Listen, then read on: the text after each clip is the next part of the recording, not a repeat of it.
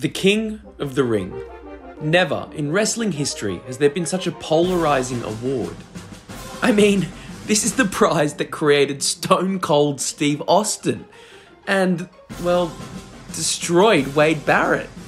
To some, a blessing, to many, a curse. The King of the Ring was the original incarnation of the Money in the Bank. A proverbial tap on the shoulder for a young stud, telling them that they were on to greener pastures. A big push, or just deserving of, a little recognition. Many used it effectively as the springboard it was designed to be. But others, well, Billy Gunned it, so to speak. But what makes it so remarkable as a concept is that for a few, the win actually spelt doom. The creative decision that one would be a king gimmick, with cape and crown for the next few months, locked in the prison of lower mid-card comedy drivel. There are exceptions to both of these rules, of course, but never before or after have we seen a pay-per-view prize be so bloody bipolar. And it's for precisely this reason that we're heading to the Royal Kingdom, that is, Stamford, Connecticut, and dusting off the scroll that lists every winner of the KOR crown. The men who had the castle doors opened for them by Matt and Jeff Hardy and took a royal ride to the top, as well as the men named Billy Gunn. I mean, come on, people, for God's sake, it's 2020 and we're still doing these. That makes this the oldest pay-per-view theme stipulation in wrestling history. Think about that. Yeah. And we still don't even know if we fucking like it. So let's go back in time to the home of the Patriots, Foxborough, Massachusetts, where on July 8th, 1985, a new king was coronated at the inaugural King of the Ring tournament.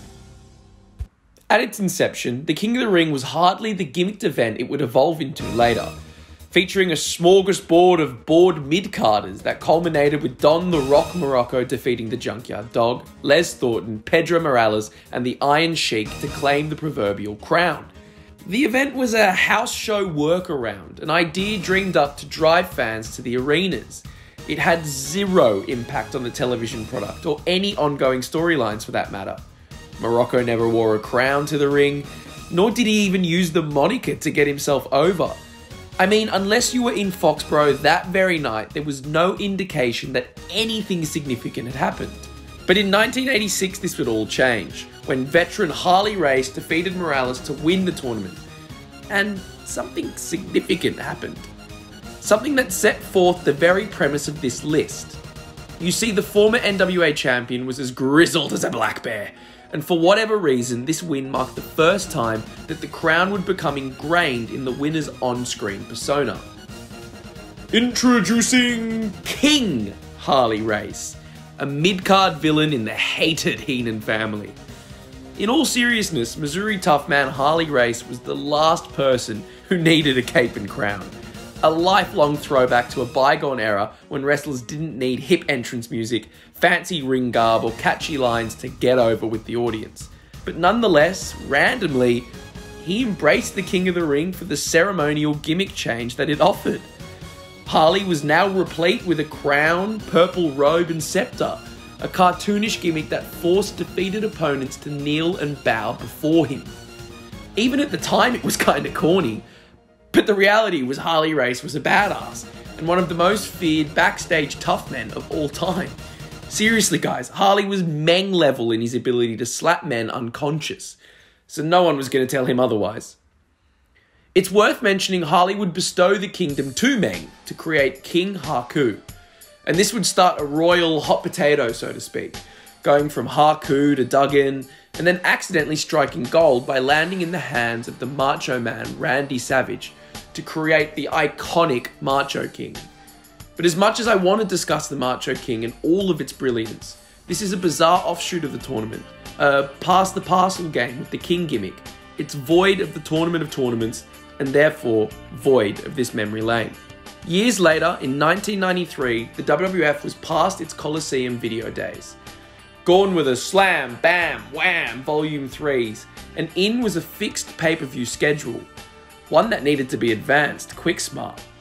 Vince McMahon introduced the King of the Ring as a 3-hour spectacular.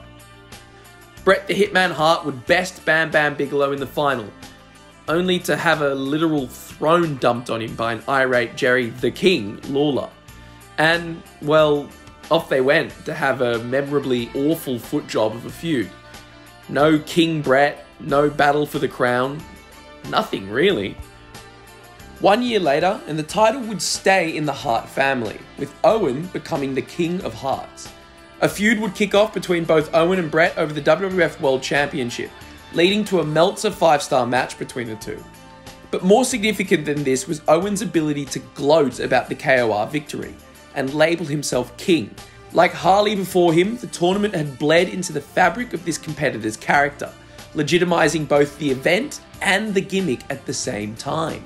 This would soon be completely forgotten, as the entire legitimacy of the event was pissed away with the coronation of King Mabel in 1995. Let's start with a quick gripe, as Mabel found himself in a semi-final bye as HBK and Karma battled to a time limit draw. He also beat Atom Bomb and Savio Vega to claim the crown, the Barry Hardy and Dwayne Gill of KOR contenders. The reality being it was unsafe to have someone as XXL as Nelson Frazier in the ring longer than 5 minutes. Mabel was amidst a heel run, following the collapse of the Men on a Mission, and sporting a jet black mohawk, the human orca was on a path of destruction, aiming to cripple everyone in his way. In real life, he was accidentally on a path of destruction, crippling everyone in his way. But none of this shit fucking mattered when in this host's opinion we hit the apex of the King of the Ring winner in 1996. The epitome of the rub that this event offered to upcoming stars. The 1996 King of the Ring crowned a fledgling character who had started gaining some steam as an angry heel. That character was the Ringmaster. But on this night, the world was treated to Stone Cold Steve Austin. This is the promo that set Steve on the course of greatness. Following his win over Jake the Snake, an irate Austin would approach Michael Hayes and give the world a glimpse of the verbal tongue lashing that would become the single greatest attraction in wrestling history. Austin goddamn 316 had arrived. Flanking this win was Hunter Hearst Helmsley in 1997, highlighting again the star-making power of the tournament. No, this didn't catapult Triple H to the top of the card, but the recognition in hindsight gels nicely again with the original purpose of the King of the Ring, to give the next big thing the rub.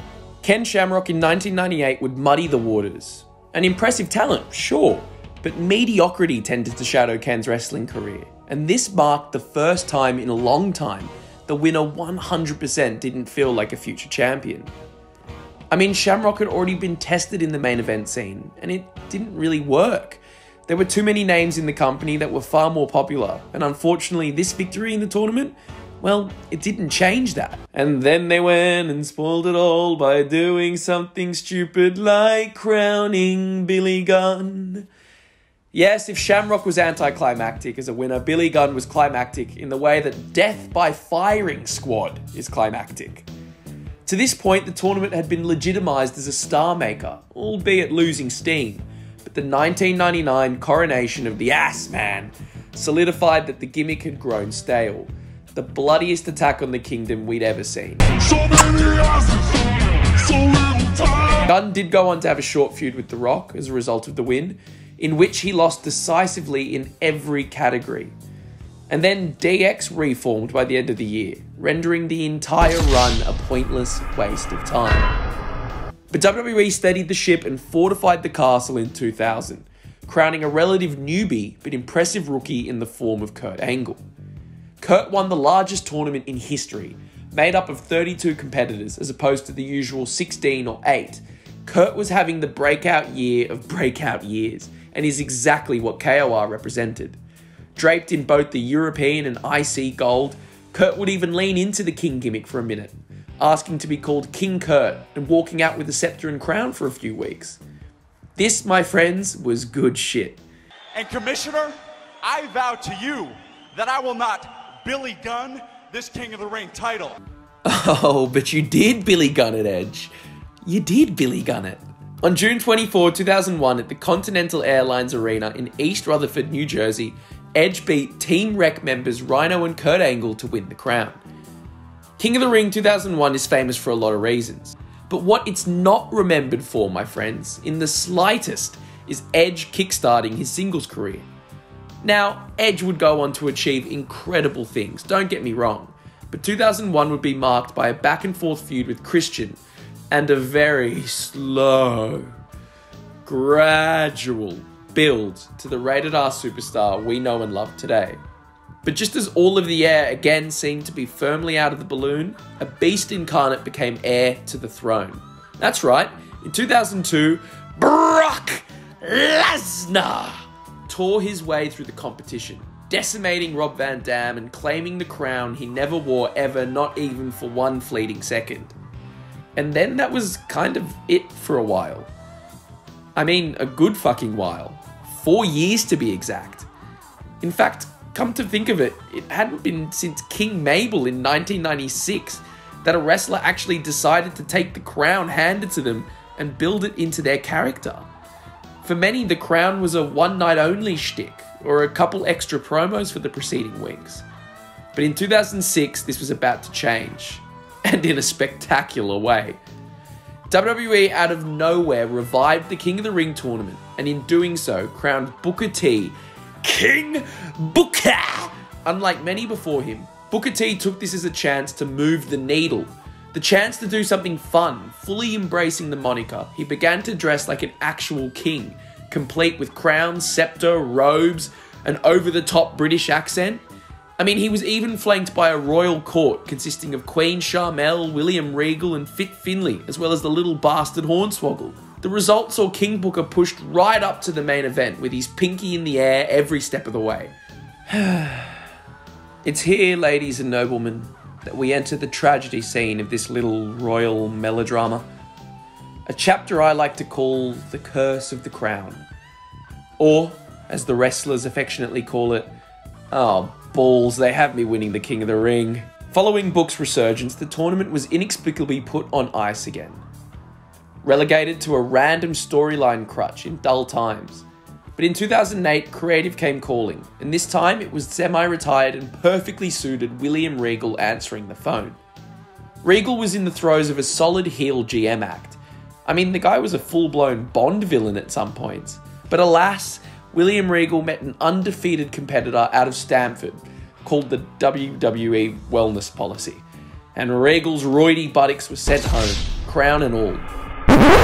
Jesus, fella! Donning a green cape, Irish scepter, and a Pan's Labyrinth-style Celtic crown that looked all kinds of dorky, Sheamus found himself the King of the Ring in 2010. A transparent push from the company to give the already two-time WWE champion more shiny stuff for fans to clap at. But clap they didn't, and when Sheamus started a series of losses to John Morrison following his win, it seems the curse of the crown had claimed another. With a woeful 0-2 in modern history in the rear view, the tournament was laid to rest for 5 years. That's 1,825 days, people. Before, like Davy Crockett, the tournament returned out of nowhere to destroy another man. Bad News Barrett wasn't lighting the world up in 2015, but damn it, he was onto something. A smarmy gimmick aimed at the fans, Barrett had a catchphrase over and was doing some serious heel work to boot. But wait, I'm afraid I've got some bad news, as Barrett himself couldn't hide his Britishness forever, and instead of propelling him into the world title scene, the King was more of a jester, launched into feuds with the likes of R-Truth and forming a tag team with Stardust before being future endeavoured just 1 year later. So that's it. Definitive list of... what? Huh? Oh, 2019? Oh, fuck, he is too. Oh yeah, King Corbin. That's right. Wow, shit, they really brought it back, huh? That's right, the 21st tournament under the King of the Ring tournament chronology featured 16 wrestlers, 8 each from Raw and SmackDown, competing to win the titular honour, with Baron Corbin emerging the winner and taking on the royal duties in name and character. After winning the tournament, Corbin would dub himself King Corbin and would continue to feud with Chad Gable, the tournament's runner-up. Corbin is still doing his thing in the WWE as we speak, a heat magnet of sorts. But the reality is the crown has neither hindered nor helped his cause, so it's kind of hard to say what this is, really. So there you have it, the full retrospective of one of the longest tenured and most bipolar prizes in the history of wrestling. In many ways, the King of the Ring is the greatest talent scout of all time. The announcement of an Austin, Angle or Lesnar onto the grand stage just before their big break. For others, it was a much needed shot of adrenaline to their characters. But for the Billy Gunns of the bunch, the King of the Ring is merely trivia. A tournament that they won to little fanfare and equally as little momentum. The second worst Gunn to win a prize behind Bart Gunn, who won the Brawl for All, and the opportunity to have his jaw collapsed by Butterbean. Not since King Booker have we seen a character take the crown and cape and move the needle with it. And until Corbin can prove otherwise, the curse of the crown persists. Thank you for watching. Please hit like and subscribe on the channel, and follow us on Twitter at FastCount123 to let the Good Brothers here know you like what we're doing, and quietly, also to help feed my brother Sam's addiction to Honky Tonk Man 8x10s. This is the show for brothers by brothers. Brothers, brother.